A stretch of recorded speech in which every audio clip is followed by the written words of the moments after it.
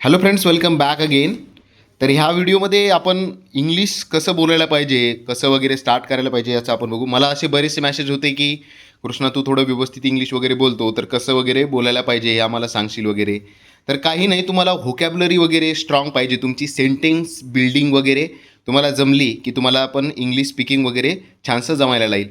तर आपण हे थोडंसं आज सुट्टी होती म्हणून एक छोटासा व्हिडिओ बनवा. आपण लवकरच एक व्हाईट बोर्ड आणि पेन घेऊया, त्यावर आपण थोडी ही सिरीज स्टार्ट करता येईल.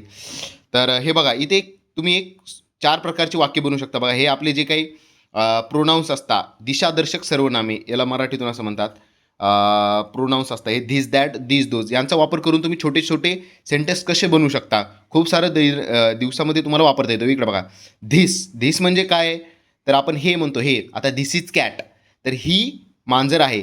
तर हे एक मांजर ही एक सिंग्युलर आहे आणि तुमच्या जवळच बसलेली, तर तुम्ही काय म्हणू शकता, धिस इज कॅट.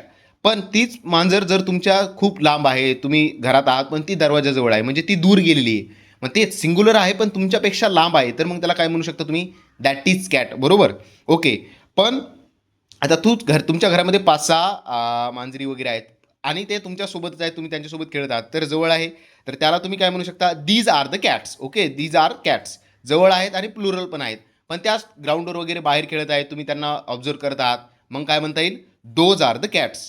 बरोबर, तर हेच धिस, दॅट, दीज, दोज असे तुम्ही काय करू शकता, हजारोमध्ये 100मध्ये सेंटेन्स बनवू शकता. सुरुवातीपासून असंच तुमची सेंटेन्स बिल्डिंग चांगली पाहिजे, तुमची व्होकॅब्युलरी स्ट्रॉंग पाहिजे. म्हणजे व्होकॅब्युलरी असली की सेंटेन्स बिल्ड व्हायचं. तुम्हाला माहिती आहे, मराठीमध्ये सब्जेक्ट, व्हर्ब, ऑब्जेक्ट वगैरे हे ते असतात. यांची मराठीमध्ये थोडं वेगळं, आणि म्हणजे व्हर्ब हे लास्टला असतं मराठीमध्ये, पण इकडे इंग्लिशमध्ये मिडल असतं. Subject plus verb plus object अशी अरेंजमेंट असते.